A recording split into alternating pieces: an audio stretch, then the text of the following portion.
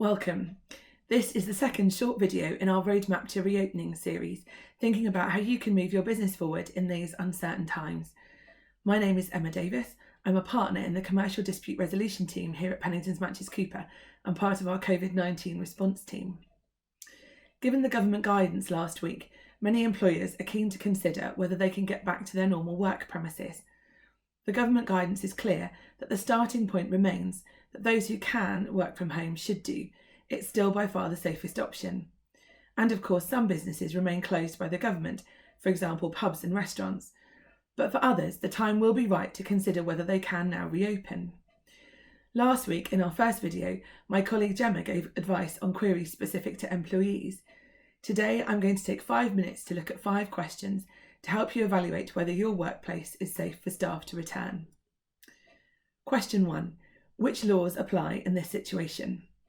Well, although the coronavirus is new, the law in this area hasn't changed. All work-related activity was and is covered by the Health and Safety at Work Act 1974.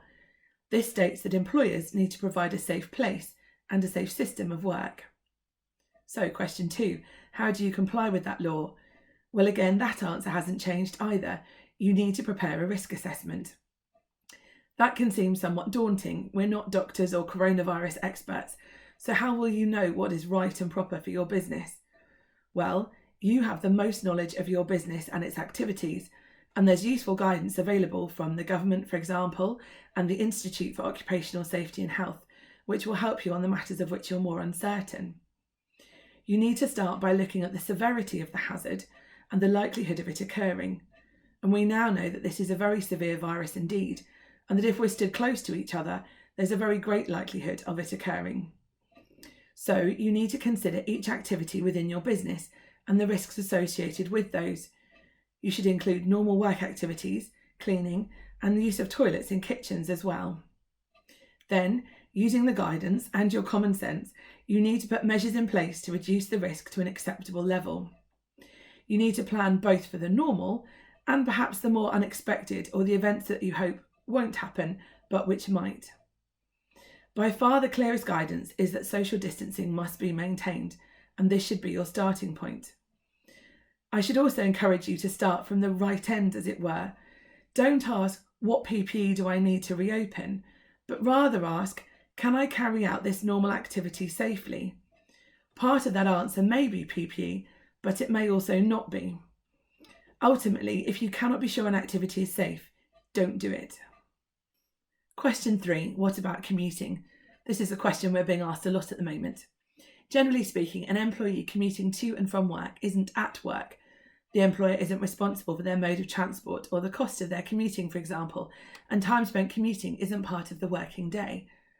This has always been a grey area in health and safety anyway. For example, if an employee has become too tired at work to commute home safely, and the same is true for the coronavirus. So whilst no formal risk assessment is needed, employers must consider the method of transport being used by their employees and whether this is safe, and whether their arriving from public transport, for example, poses too great a risk to others in the workplace. Question 4, who is the subject of your assessment? Remember that health and safety is not a one-size-fits-all exercise. Discrimination is permitted on safety grounds. You'll need to consider those who are especially vulnerable to this particular risk, and it may be that whilst it's right for some individuals to return to the workplace at this time, it's simply not safe for others too, and that's an acceptable conclusion to reach. Likewise, it would be acceptable for some teams, for example, to return to the workplace because they can't carry out their functions at home, but for other teams who can, for example in accounting or HR, to stay working from home where it's safer for them to do so. It's important to communicate your risk assessment to your employees, and remember that the Health and Safety at Work Act also imposes duties on employees to cooperate with both you, their employer, and their fellow employees to keep themselves safe. Lastly, what should you do if somebody contracts COVID-19?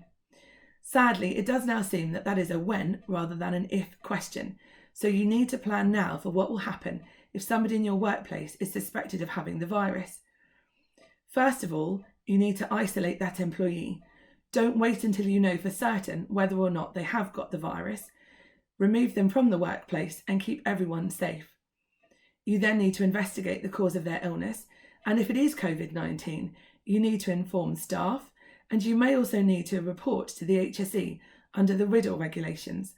I've put a link to further guidance on this in the comments section as well. Next, you'll want to implement your deep cleaning plan to make sure that the premises are as safe as possible for the remaining employees. And lastly, you'll want to review your risk assessment and make any necessary changes to make sure that you're constantly improving your practice.